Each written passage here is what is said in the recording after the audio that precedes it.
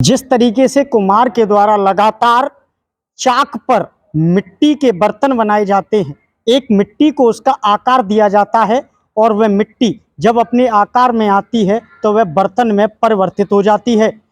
नमस्कार दोस्तों, इस समय हम मौजूद हैं गुफाधाम सरकार के साथ मुरैना के वन खंडेश्वर पब्लिक स्कूल में। यहाँ पर अवधूत संत गुफाधाम सरकार जी का आगमन हुआ है और शिक्षकों से बात करते समय शिक्षण के साथ साथ लगातार शिक्षकों के द्वारा बच्चों को संस्कार दिए जाएं और बच्चों से पैदा हुए संस्कार लगातार सनातन की सेवा करते रहें, आदि आदि बातों को कहकर शिक्षकों को ऊर्जावान किया। वह बच्चों के बीच में गुफाधाम सरकार ने जाकर उनसे संस्कार की बातें जानी, सनातन की बातें जानी और सनातन के प्रति बच्चों को जागरूक किया। गुफाधाम सरकार से लाइव बात करेंगे और जानेंगे कि शिक्षक कौन होते हैं, कैसे एक शिक्षक बच्चों का श्रवण करके संस्कार और सनातन के प्रति कर्तव्यनिष्ठ होते हैं। गुरुजी, आपके द्वारा बताया गया कि शिक्षक का अहम रोल होता है बच्चे का संस्कार देने में। संस्कार से सनातन की परिभाषा क्या रहेगी? देखिए, सबसे बड़ी बात यह है कि आज मध्य प्रदेश के मुरैना ज़िले में हमारे अनन्य प्रिय शिष्य है पंडित श्री राम नरेश बिधौलिया जी, जो इस स्कूल के संस्थापक हैं। बनखंडी विद्यापीठ स्कूल है, बड़ा अच्छा है, बड़ा सुंदर भी है। अभी हम सब जगह गए, क्लासों में गए, बच्चों के बीच रहे, तो सबसे बड़ी बात है जो आप पूछ रहे हैं कि संस्कृति और संस्कार क्या है। तो मैं सदैव कहता हूँ, जैसे दो प्रकार की राजगादी होती है, एक होती है व्यास गादी, एक होती है राजगादी। राजगादी का प्रवर्तन राज सत्ता के लिए होता है और व्यास गादी का अधिकार धर्म की रक्षा के लिए होता है, लेकिन दोनों में थोड़ा अंतर है। ऐसे विद्यालय का जब हम स्थापना करते हैं, विद्यालय की नींव रखते हैं, तो इससे विद्यालय की अहम भूमिका में विद्या होती है। जैसे मंदिर के विग्रह में एक भगवान के विग्रह की भूमिका होती है, लेकिन दोनों विग्रहों में, विद्यालय का विग्रह हो या मंदिर का विग्रह हो, दोनों विग्रहों में पुजारियों की आवश्यकता होती है। लेकिन अंतर क्या है? मंदिर के पुजारी के सानिध्य में, संरक्षण में जाकर के और भगवान के सन्मुख होकर के मंदिर के विग्रह से हमें संस्कृति की जागृति होती है, और विद्यालय के विग्रह में प्रवेश करने से हमें एक नई संस्कार की उत्पत्ति होती है। संस्कारवान बनना एक विद्या के स्वरूप से परिणित है कि विद्या विनम्र ददाति, विद्या विनम्रता का भाव होता है। जहाँ हमारी संस्कृति पवित्र है वहाँ संस्कार सुंदर होंगे, और विद्यालय एक ऐसा मार्ग है, ऐसा एक स्थान है कि जिसके द्वारा हम उस आगामी पीढ़ी को उस सनातन के बारे में, उस संस्कृति के बारे में और अपने मुख्य जीवन का लक्ष्य क्या है वहाँ तक पहुँचाने का कार्य एक विद्यालय कर सकता है। और विद्यालय में वो सर्वश्रेष्ठ पुजारी जो एक शिक्षक के रूप में परिणित है।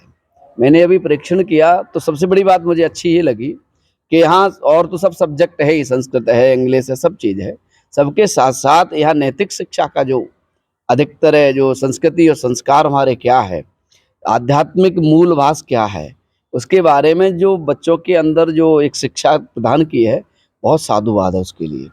अब ये कई पूछा तो लोगों ने, बच्चों ने बहुत अच्छी तरह से सटीक जवाब दिए, तो ये होना अति आवश्यक है। मैं तो आपके द्वारा सबसे कहना चाहूँगा, इंग्लिश मीडियम हो, चाहे कोई भी हो विद्यालय हो, चाहे कोई भी विग्रह हो, लेकिन सब में विद्यालय के अंतर्गत ज़्यादा नहीं तो 1 घंटे के लिए नैतिक शिक्षा का जोर दिया जाए, क्योंकि नैतिक शिक्षा हमारी संस्कृति है। गुरुजी, 2014 से कारवां शुरू हुआ दिल्ली से, लगातार सनातन का अमृत काल बताया जा रहा है, उत्तर प्रदेश होते हुए राजस्थान, मध्य प्रदेश। देखिए, बात 2000 उसकी नहीं है, 17 की नहीं है। सनातन तो अनंत है, आदि अनंत है, वो आज से नहीं है। लेकिन जैसे कभी कभी क्या होता है, जैसे सूर्य आज का नहीं है, कल का नहीं है, वो तो अनंत है, लेकिन बादल आ जाए तो वो छिप जाए, तो इसका अर्थ ये थोड़ी है कि अभी पैदा हुआ है, कि अभी निकला है। सूर्य तो सर्वत्र है, तो सनातन तो हमारा आदि अनंत है। लेकिन कुछ लोगों के द्वारा, कुछ आक्रांताओं के द्वारा, कुछ ऐसे लोगों के द्वारा हमारे सनातन की जो छवि थी उसको नष्ट किया गया। हमें अपने संस्कार से नष्ट किया गया, हमें अपने धर्म से नष्ट किया गया, क्योंकि हमें वो चीज सिखाई गई जिनका हमसे कोई संबंध नहीं है। यहाँ तक सिखाई गई कि महाराणा प्रताप तो कायर है, लेकिन क्या कहते हैं, वो अकबर महान है, जबकि अकबर कायर था। उसकी तो हिम्मत ही नहीं थी साले की कि महाराणा प्रताप के सामने आ जाए। एक भी बार युद्ध में आया सामने, सन्मुख युद्ध हुआ? कभी नहीं हुआ। उसे पता था, क्योंकि अगर मैं भारत के सम्राट, एक परम तेजस्वी, परम विरक्त, त्याग पुरुष राजा से अगर मेरा सामना होगा तो मैं मारा जाऊंगा, क्योंकि वो वीरों की भूमि थी। महाराणा प्रताप जैसे अन्यत्र और भी ऐसे हैं जिनमें हमारी संस्कृति, वास्तविकता जो ऊर्जामान है, उसको नष्ट करने का काम किया गया। लेकिन अब तो जागना पड़ेगा। नहीं, वही मैं पूछना चाह रहा था गुरुजी कि सनातन का अमृत काल है। अकबर बीरबल आज भी किताबों में पढ़ाए जा रहे हैं, लेकिन महाराणा प्रताप और रानी लक्ष्मीबाई गायब हैं। ये पाठ्यक्रम में नहीं होना चाहिए ना। महाराणा प्रताप होना चाहिए, रानी मीराबाई होनी चाहिए, रानी झांसीबाई होनी चाहिए, अवंतीबाई होनी चाहिए, जो भी जो सरदार वल्लभ भाई पटेल होनी चाहिए, सुभाष चंद्र बोस होने चाहिए, चंद्रशेखर आजाद होने चाहिए, जिन्होंने देश के लिए कुर्बानी की, अपने आप को नष्ट किया, इसकी रक्षा की। कुछ आक्रांताओं ने अपने प्रभुत्व के लिए, स्वामित्व के लिए उन सबको हमारे विद्यालय से खत्म कर दिया गया, दाब दिया गया, और ये हुआ ऐसा मुस्लिम उसमें आकर के। कहीं ना कहीं ये वापस होंगे तो जिस प्रकार बच्चे एलएलबी बीटेक के लिए निकलते हैं, सनातन की सेवा के लिए बच्चे विद्यालय से निकलेंगे। बिल्कुल नहीं निकलेंगे भाई। सनातन की सेवा का अर्थ ये नहीं है कि सबको त्याग करके और सनातन में लग जाओ। सबका सम्मान करते हुए अपने सनातन की प्रति निष्ठा रखना। अपने सनातन, सनातन क्या है? सनातन वो वट वृक्ष है। सनातन ने कभी भेदभाव नहीं किया, एक को हम वो एक है।